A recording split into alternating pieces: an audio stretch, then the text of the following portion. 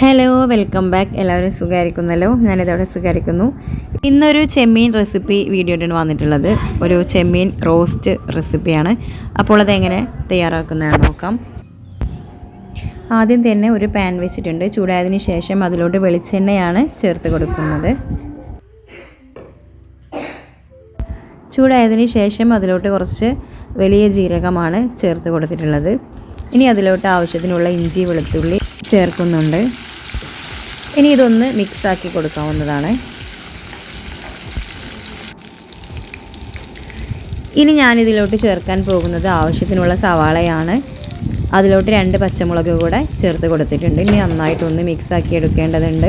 സവാള വഴന്ന് വരുന്നത് വരെ ഒന്ന് മിക്സ് ചെയ്തെടുക്കണം.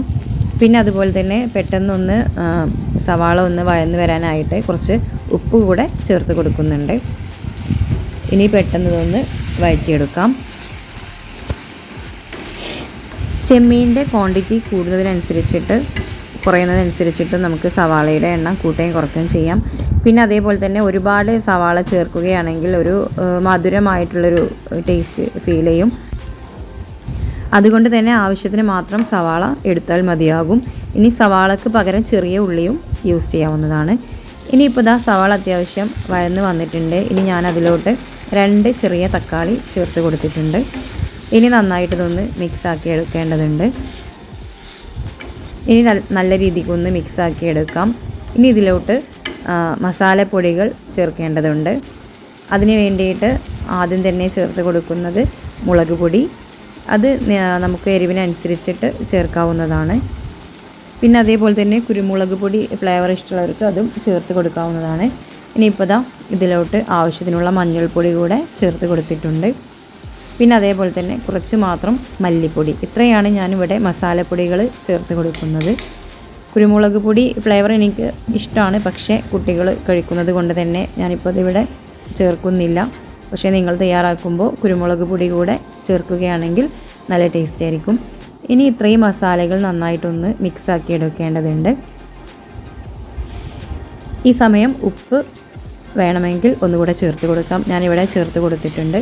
പിന്നെ അതേപോലെ തന്നെ തക്കാളി കുക്കാകുന്ന ടൈമിൽ തന്നെ നമ്മൾ ചെമ്മീൻ കൂടെ ചേർത്ത് കൊടുക്കുകയാണ്. നന്നായിട്ട് കഴുകി വെച്ചിട്ടുള്ള ചെമ്മീൻ ഇതിലോട്ട് ആഡ് ചെയ്തിട്ട് ആവശ്യത്തിനുള്ള വെള്ളം കൂടെ ചേർത്തിട്ടൊന്ന് മിക്സാക്കി എടുക്കേണ്ടതുണ്ട്. ഇനി നല്ല രീതിയിൽ ഒന്ന് മിക്സ് ചെയ്തെടുത്തതിന് ശേഷം അടച്ച് വെച്ചിട്ട് കുക്ക് ചെയ്തെടുക്കാവുന്നതാണ്.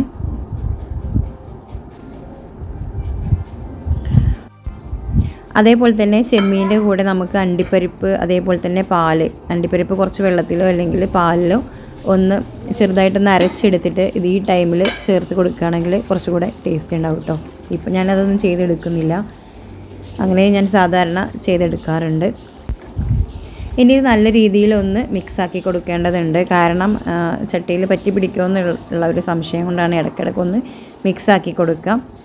ഇനിയിപ്പോൾ നല്ല തിക്കായിട്ടുള്ളൊരു ഗ്രേവിയാണ് കിട്ടിയിട്ടുള്ളത്. ഞാനിത് വളരെ നാടൻ രീതിയിലാണ് ഇപ്പോൾ തയ്യാറാക്കിയിട്ടുള്ളത്. അപ്പോൾ ഇങ്ങനെ ഇതിനു മുന്നേ ആരെങ്കിലും ട്രൈ ചെയ്തിട്ടില്ലെങ്കിൽ തീർച്ചയായിട്ടും ഒന്ന് ട്രൈ ചെയ്ത് നോക്കുക. അതേപോലെ തന്നെ ഈ സമയം കറിവേപ്പിലയും മല്ലിയിലയും ഉണ്ടെങ്കിൽ ചേർത്ത് കൊടുക്കാവുന്നതാണ്. എൻ്റെ കയ്യിൽ ഉണ്ടായിരുന്നില്ല, അതാണ് ഞാൻ ചേർക്കാത്തത്.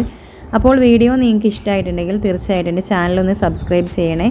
അതേപോലെ തന്നെ ലൈക്ക് ചെയ്യുക, ഷെയർ ചെയ്യുക, നിങ്ങളുടെ കമൻറ്റ്സ് കൂടെ അറിയിക്കുക. ഇൻഷാ അല്ലാഹ് ഇനി മറ്റൊരു വീഡിയോ ആയിട്ട് കാണാം. Thank you for watching.